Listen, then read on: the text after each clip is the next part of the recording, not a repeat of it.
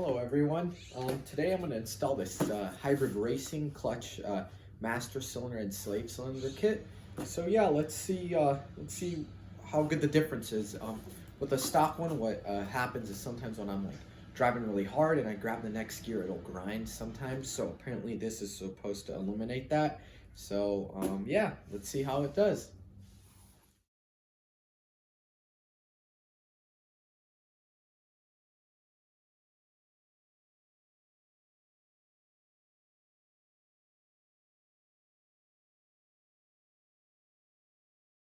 Alright guys, so I jacked up the car, set on jack stands, got a drip tray, a pan, or a drip tray, yeah, and a pan to catch fluid, some towels. Here are my tools. So yeah, let's get to it. Great. Battery's dead. Let's go charge it. Guys, I put the battery to charge, but look at this. A nice 12-volt battery here, fully charged, ready to go. Let's use this one. Okay guys, here we are. Got the battery tray out the way. Took out the intake hose and stuff just to get more room. There's the slave cylinder right there. So yeah, let's get to it. To get easier access, how to remove the cover for the cowl. You're probably wondering what that towel's doing there. Just because the glare from the sun's very annoying, so I just put the dirty towel there. Anyways, again, there goes that annoying glare. Won't really focus, but the clutch master cylinder is over there.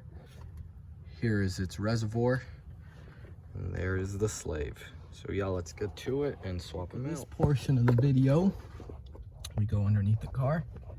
There is our clutch master cylinder mounting bolts. They're a 12 millimeter. You have one there, and the other one, it's kind of hard to see, but it's up there.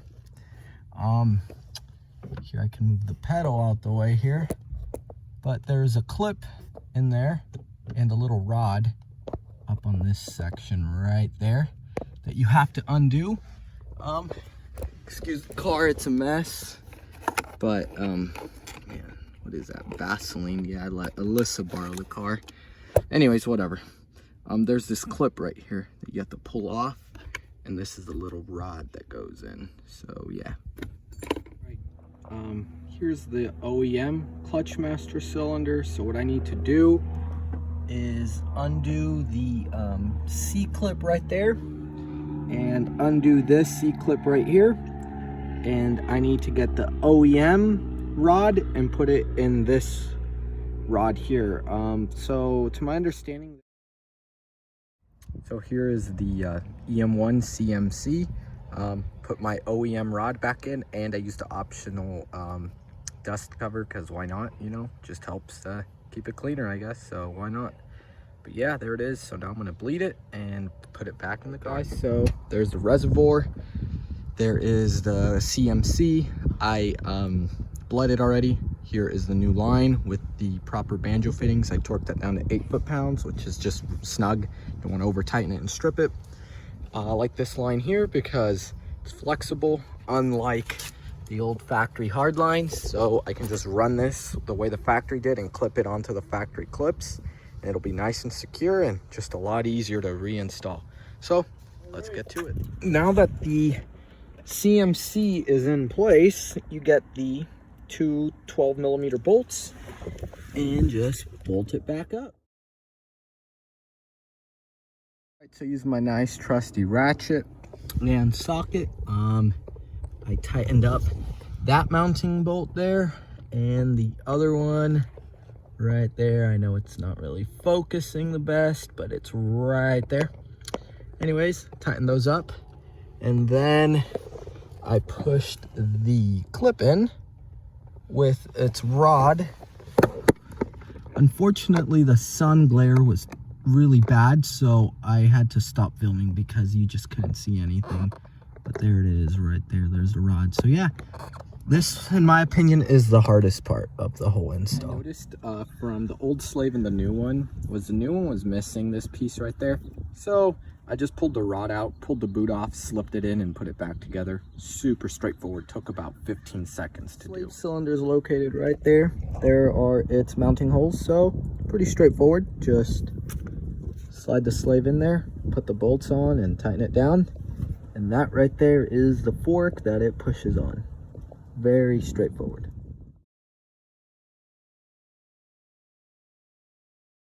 Guys, before I put everything on, I am going to bleed the clutch. So for that, I'll get my buddy to to push the pedal, and I will crack open the bleeder screw, which is right over there.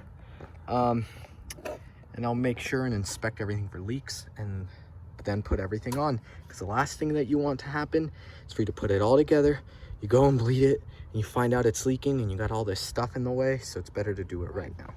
He's gonna pump the clutch pedal for me so I can bleed it. Struggling, and Kyle just mentioned a good tip. If the car's leaning back, you're sucking air, it won't prime and have it fly on the ground level.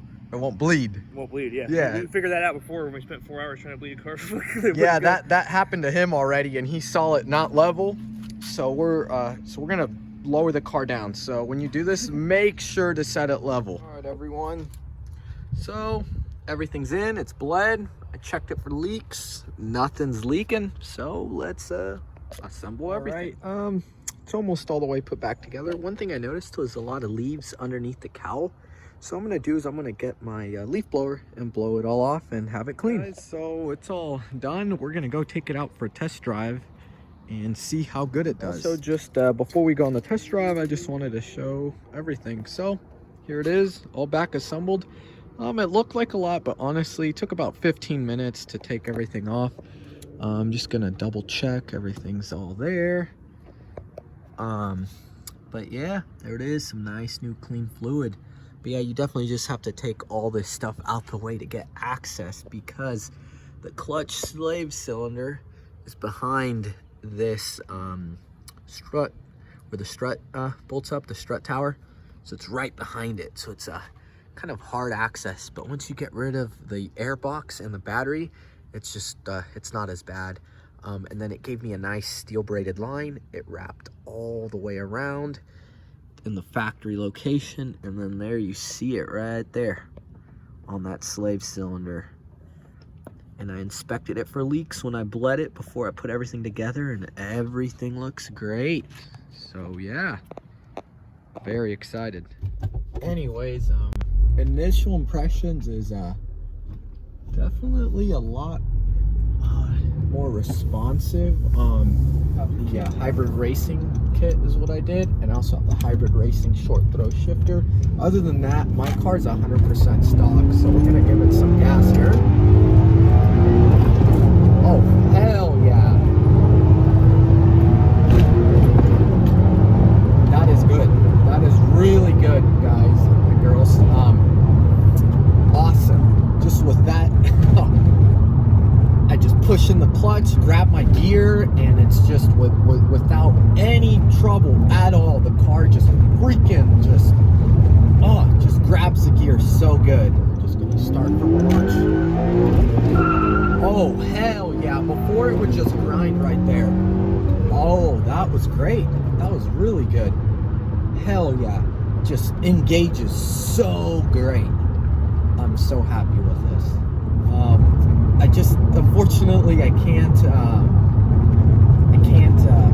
describe it in words. You just pretty much would have to feel it. But yeah, some things though that I would recommend is, I guess when I went to bench bleed it, I didn't really do a good job, because I had my buddy bleeding the clutch and it just would not bleed. So luckily my neighbor had one of those vacuum pumps, and ultimately that there got the fluid to come out, and then from there we just bled it normally, and then we were good to go. So that's something I would definitely watch out for. And also just have some rags and brake clean with you, because you don't want to get brake fluid on your paint. Luckily I didn't, but you just don't want to get that on your paint, because it can eat the paint, and you definitely don't want that. Overall, the instructions that Hybrid Racing had were pretty good. I mean, it's all pretty self-explanatory.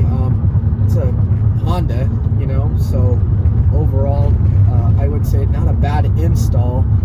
It did take a little longer than expected just because I did not have brake fluid or brake clean, so I needed to go to the store to get that. And I was just kind of chit-chatting with my neighbors and stuff, so I would kind of work on it and go do some other stuff and then go back at it. So in the end, it kind of took me about like 4 or 5 hours, but I was just taking my time with it, not really